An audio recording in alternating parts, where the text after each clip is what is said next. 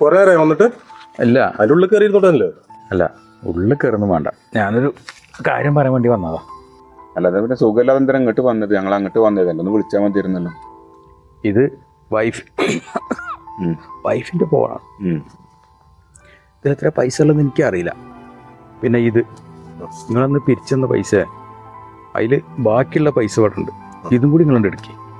അല്ലാതെ നിങ്ങൾക്കായിട്ട് പിരിച്ചു തന്ന പൈസയാണല്ലോ, അത് നിങ്ങൾ വെച്ചാൽ മതി, അതിൽ നിന്നോട്ടെ. അതല്ല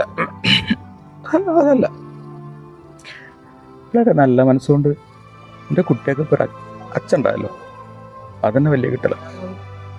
എന്നെക്കാളും ബുദ്ധിമുട്ട് അനുഭവിക്കുന്ന ഒരുപാട് ആൾക്കാർ നാട്ടിലുണ്ടാവും.